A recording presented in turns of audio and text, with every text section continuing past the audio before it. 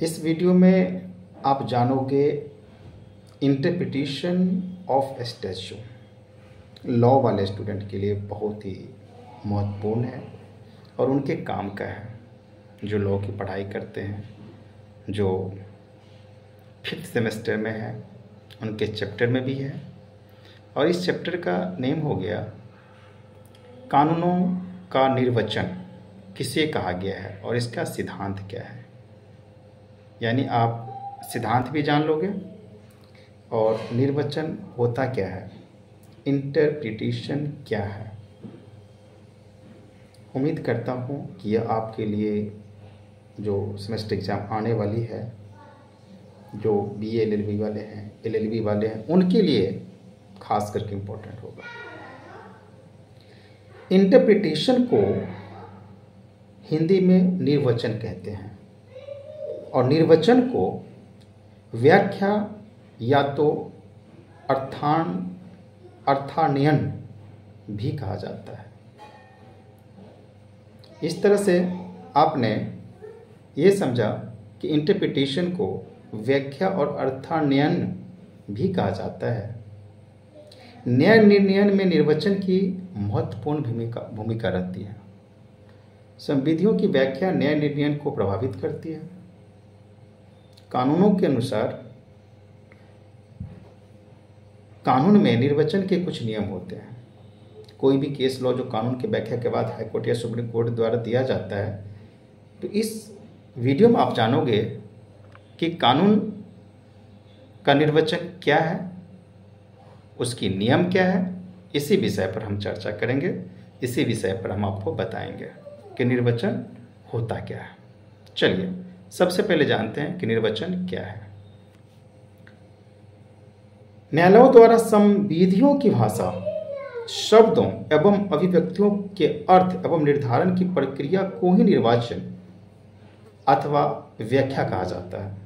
निर्वाचन के माध्यम से, इंटरप्रिटेशन के माध्यम से न्यायालयों में, जो भी कोर्ट्स है, न्यायालयों में उनके द्वारा क्या होती है, संविधि में प्रयुक्त भाषा या शब्दों का अर्थान्वयन या अर्थ निर्धारण किया जाता है कि आखिर किस शब्द की भाषा क्या होगी।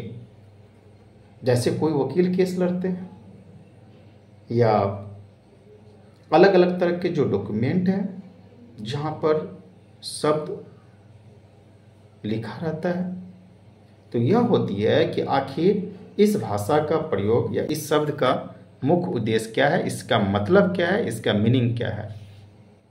तो आपने जाना कि निर्वचन एक ऐसी प्रक्रिया होती है और वह प्रक्रिया के द्वारा, इसी प्रक्रिया के द्वारा न्यायालय संविधि में प्रयुक्त शब्दों का विधायिका के आशय के अनुरूप अर्थ लगाते हैं। आखिर इस शब्द का अर्थ यहाँ पर क्या होगा, चाहे वह अधिवक्ता की तरफ से हो या न्यायाधीश की तरफ से हो। इस प्रकार निर्वचन द्वारा संविधि में प्रयुक्त शब्दों को अर्थ प्रदान किया जाता है और अर्थ निर्धारित किया जाता है। आपने समझा कि निर्वाचन में होता क्या है। जो टॉपिक हम जानने जा रहे हैं उसमें क्या होता है, तो ओवरऑल यह निष्कर्ष निकला कि जो शब्द प्रयुक्त होता है उस शब्द का अर्थ निर्धारण किया जाता है और जब तक अर्थ सही से ना निकले, मीनिंग सही से ना निकले, तो हम यह नहीं समझ पाएंगे कि आखिर जो सब्जेक्ट है, जो टॉपिक है, जो केस में जो अर्थ वर्ड दिया गया है, जो शब्द है, उसका सही अर्थ क्या होगा। आइए अब हम चर्चा करेंगे उद्देश्य का कि आखिर उसका उद्देश्य क्या है। संविधियों की व्याख्या का मुख्य उद्देश्य यह निर्धारण करना है कि संविधि में जिस भाषा का प्रयोग किया गया है उसका अभिव्यक्त तथा विवक्षित रूप से आशय क्या है। इसमें यह भी देखा जाता है किसी वाद विशेष में व्याख्याकार द्वारा दी गई व्याख्या प्रयोज्य होती है या नहीं। आइए हम एक केस को लेते हैं कि बताते हैं इनके बारे मामले में क्या हुआ था। श्री जयराम एजुकेशनल ट्रस्ट बनाम ACAG सैयद मोहिद्दीन के मामले में सुप्रीम कोर्ट द्वारा कहा गया है कि व्याख्या का उद्देश्य यह नहीं कि यह देखा जाए कि विधि न्यायाधीश के विचारों के अनुरूप है या नहीं है। हमें विधि जो लॉ के जज है उनके विचार के अनुरूप नहीं देखना है कि नहीं है, अपितु यह है कि विधायिका के आशय को पूरा करती है या नहीं। जो भी प्रेजेंट किया गया डॉक्यूमेंट, जो भी बताना चाहते हैं वो उसके अनुरूप है कि नहीं है।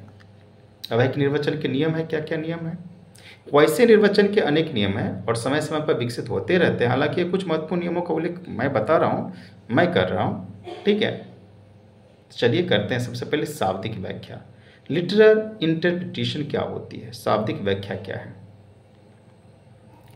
शाब्दिक व्याख्या संबंधियों को सर्वोत्तम व्याख्या मानी जाती है। इनके अनुसार संविधि में प्रयुक्त भाषा का प्राकृतिक अर्थ लगाया जाता है, अर्थात उसका शाब्दिक व्याकरण मूलक अर्थ लगाया जाता है। जोगेश्वर माझी बनाम रामिया किशन के मामले में ओडिशा हाईकोर्ट ने यह भी अभी निर्धारित किया था कि व्याख्या का प्राकृतिक नियम यह है कि सरल शब्दों की व्याख्या भी सरल हो की जानी चाहिए, अर्थात सरल और सीधे शब्दों में उनको बताना होता है। Promoters and builders association of Pune बनाम पुणे म्यूनिसिपैलिटी कॉरपोरेशन के मामले में सुप्रीम कोर्ट के द्वारा यह प्रतिपादित किया गया है कि जहां संविधि की भाषा एकदम स्पष्ट है वहां उसे उसका प्राकृतिक अर्थ ही दिया जाना चाहिए। बी परमानंद बनाम मोहन कोयकल के मामले में सुप्रीम कोर्ट द्वारा यह अभी निर्धारित किया गया है कि जहां संविधि की भाषा सीधी और स्पष्ट है वहां शाब्दिक व्याख्या के नियम लागू किया जाना चाहिए। अब आप आइए दूसरे नंबर पे तार्किक व्याख्या, जो लॉजिकल हो, लॉजिक बेस पर हो। जब शाब्दिक व्याख्या जो मैंने अभी जस्ट बताया, उसके बाद मैं आ रहा हूँ तार्किक व्याख्या पर, तर्क वाले पर, लॉजिकल इंटरप्रिटेशन पर। कहा गया कि इसका सहारा लिया जाता है जब शाब्दिक व्याख्या से काम नहीं चलता है तो यह विधि बस भाषा स्पष्ट में सुनिश्चित अर्थ देने वाली नहीं, तब संविधि की गहराई में जाकर विधायिका के आशय का पता लगाने का प्रयास किया जाता है। यह संविधि की तार्किक व्याख्या है। इसे सेंटेंशियलिज्म भी कहा जाता है। हालांकि तार्किक व्याख्या की आवश्यकता उस समय पड़ती है जब संविधि की भाषा संदिग्ध एवं अस्पष्ट होती है, साफ साफ नहीं होती है। तब हम लिखते हैं तर्क क्या होना चाहिए, उसका क्या लॉजिक होना चाहिए। दूसरे शब्दों में यह कहा जाता है कि जब संविधि में दोष उत्पन्न हो जाते हैं तब तार्किक व्याख्या करनी जाती है, यानी उसमें लॉजिक निकालना पड़ता है कि तर्क निकालना पड़ता है। ऐसे दोष निम्नांकित हो सकते हैं। अब कौन कौन सा होते हैं, आखिर कब हम लॉजिकली आ जाते हैं शब्द के अर्थ में, इसका सही अर्थ क्या होना चाहिए। अनेकार्थता, यानी एक मीनिंग से कई मीनिंग, यह भी मीनिंग हो सकता है, यह भी अर्थ हो सकता है। तो जब कई अर्थ होता है तो हम लेते हैं आपको तर्क वाले लॉजिकल इंटरप्रिटेशन में ले लेते हैं। असंगतता, अपूर्णता, अस्पष्टता, यानी क्लियर नहीं रहे, इनकम्प्लीट रहे, कोई इससे कनेक्शन न हो, मीनिंग बहुत सारे हो, तब हम ऐसे दोष में लॉजिकल लेते हैं। स्वर्णिम नियम की व्याख्या, स्वर्णिम नियम गोल्डन रूल का महत्वपूर्ण स्थान है, जैसे कि हम ऊपर देख चुके हैं, 2 बार आपको मैंने बताया। संविधियों की व्याख्या करते समय संविधियों में प्रयुक्त भाषा का शाब्दिक अर्थ ग्रहण किया जाना चाहिए, लेकिन यदि संविधि में प्रयुक्त की गई भाषा संदिग्ध एवं एकाधिक अर्थ देने वाली हो, उसमें कुछ सुधारक उसका विधायिका के आशय के रूप में अर्थ लगाया जाता है। इसे ही व्याख्या का स्वर्णिम नियम कहा जाता है। व्याख्या का स्वर्णिम नियम यह है कि किसी संविधि के शब्दों को प्रथम दृष्टया उसके साधारण अर्थों में ही ग्रहण किया जाना चाहिए। संविधियों की व्याख्या करने में उस समय तक उनकी शाब्दिक अभिव्यक्ति को ही मूर्त रूप से प्रदान किया जाना चाहिए, जब तक कि उन शब्दों का प्रयोग किसी विशिष्ट अर्थ में या उनके संपूर्ण अर्थ में भिन्न अर्थ में न किया गया हो, यानी अलग अलग अर्थ में न आया हो। रिष्टि का नियम है। संबंधी के निर्वचन में रिष्टि मिस्चिफ का कोई स्थान नहीं है। अपेक्षा यह की जाती है कि संबंधियों का निर्वाचन करते समय रिष्टि के टालने की प्रक्रिया की जाए, यानी मिससेप की जाए। आपको अलग अलग केस भी मिलेंगे उस पर कि पंडुरंग डंगटू पास्ते बनाम रामचंद्र बाबूराव हिंवे के मामले में बम्बई हाईकोर्ट द्वारा यह कहा गया है कि बेहतर यही है कि संविधियों की शाब्दिक अर्थ तथा व्याकरण मूलक व्याख्या की जाए ताकि उसके रिष्टि को स्थान नहीं मिलने पाए। यही एकमात्र ऐसी व्याख्या जो संबंधी के उद्देश्य तक पहुंच सकती है। तो अलग अलग तरह के केस होते हैं, उस पर व्याख्या अलग अलग होती है।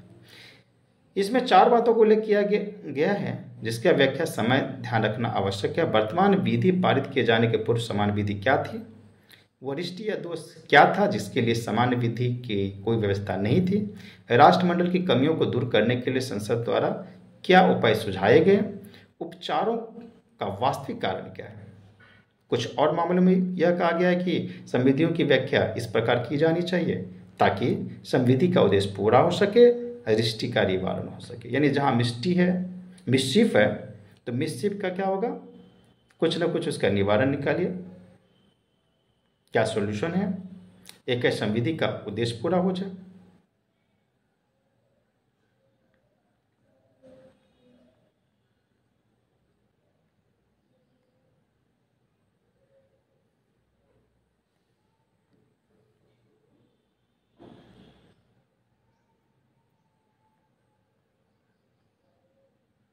व्याख्या का मूल मुख्य नियम कुछ इस प्रकार है।